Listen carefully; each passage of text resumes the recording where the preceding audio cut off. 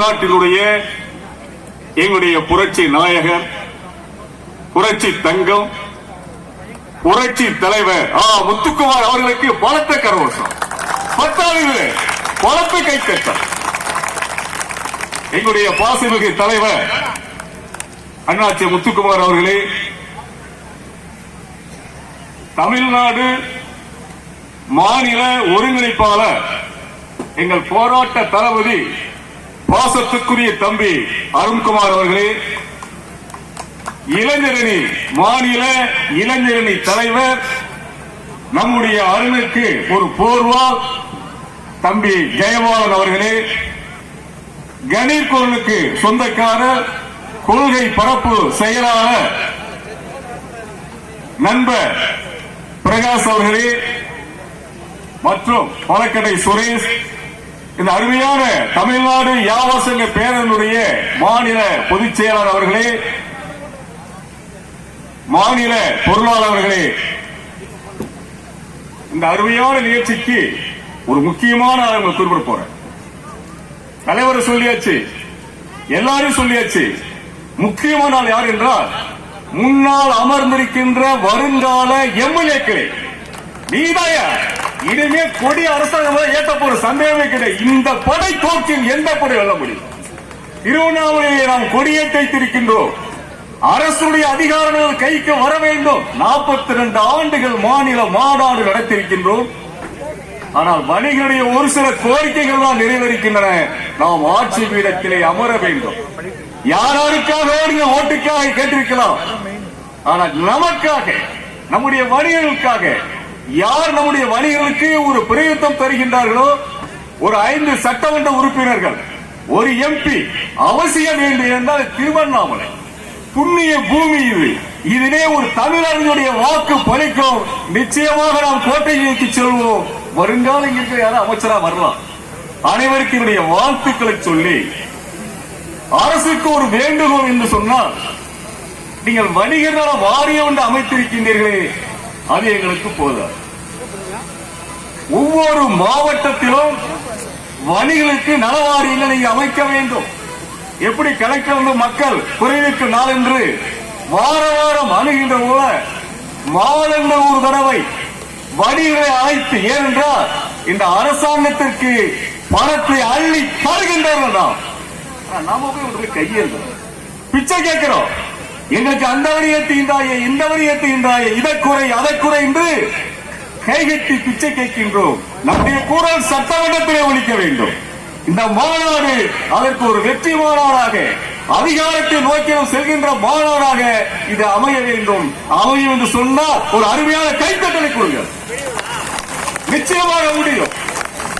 நாம் வணிகர்களுக்காக ஒவ்வொரு வணிகமும் சரி, நம்முடைய பிரதிநிதியை ஜாதி கடந்து, மதம் கடந்து, இனம் கடந்து, என்னுடைய வணிகனிவன், என்னுடைய வியாபாரிவன், இவனை சட்டமன்றத்திற்கு அனுப்ப சொன்னால் அப்போது மட்டும்தான் நம்முடைய குறிக்கோள் நிறைவேறும். ஒவ்வொரு மாநாடுகள் நடத்தி கலந்து செல்வதால் பயனில்லை நண்பர்களே. நாம் கோட்டையை நோக்கி செல்ல வேண்டும். நாம் இந்த வணிகள் இருந்தால்தான் கோட்டையை உட்கார முடியும் என்கின்ற பயம் அரசியல்வாதிகளுக்கு தோன்றினால் நிச்சயமாக நமக்குரிய பிரயோஜனம் தருவார்கள். நாம் அவர்கள் துணைமல பதவியை கேட்கவில்லை. எங்கள் 100 ஸ்டேட்டுகள் தாங்கள் என்று கேட்கவில்லை. எங்களுக்கு ஒரு 5 சட்டமன்ற எம்எல்ஏ பதவி கொடுங்கள், எங்களுக்கு ஒரு எம்பியை கொடுங்கள். ஆக இந்த வணிகர்கள் நல வாரியம், வணிகர் சம்பந்தப்பட்ட ஒரு குழு அமைக்க வேண்டும்.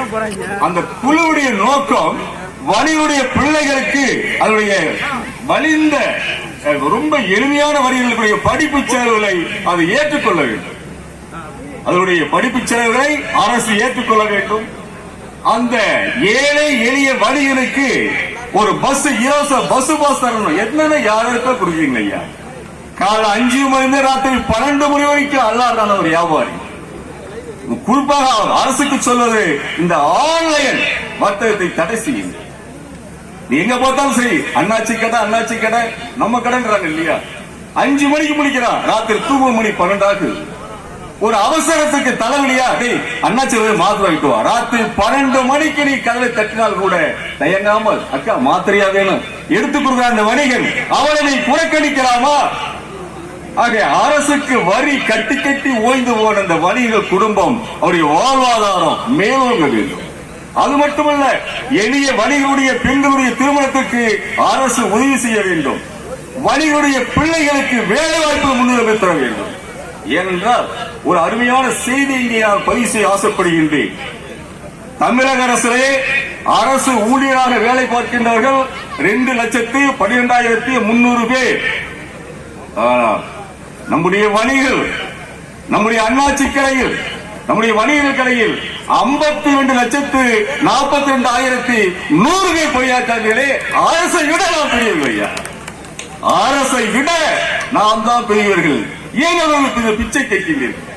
நம்முடைய உரிமையை கேட்போம். இனி வருங்காலங்களில் நம்முடைய இலக்கு கோட்டை நோக்கி செல்ல வேண்டும்.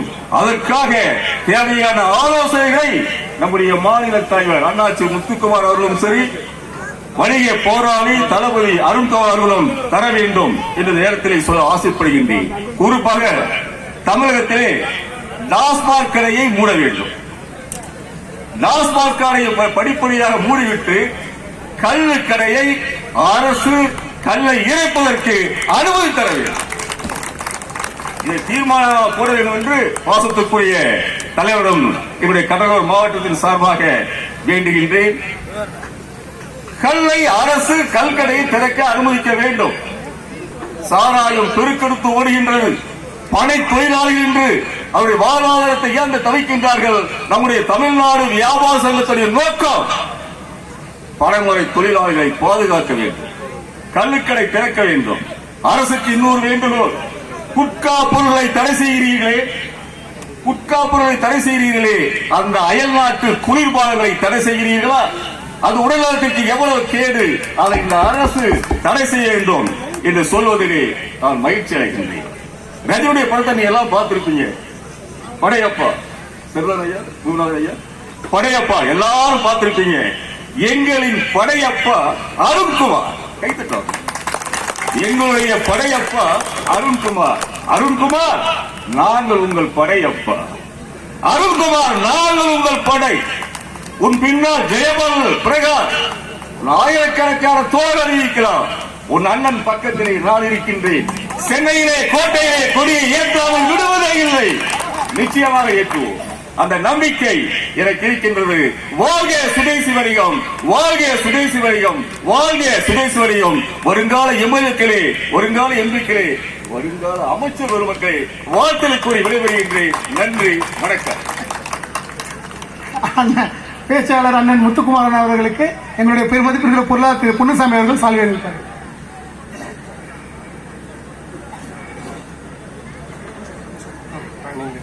அடுத்தபடியா நம்ம மாநாட்டு வளர்ச்சி நிதிக்காக அந்த பரிசு பொருட்கள் போட்டிருந்தோம். அதுல 10 புக்குக்கு மேல யார் ஃபில் பண்றாங்களோ அவங்களுக்கு மட்டும் தங்க காயின்ற ஒரு சிறப்பு சலுகை கொடுத்திருந்தோம். அதுல முதல்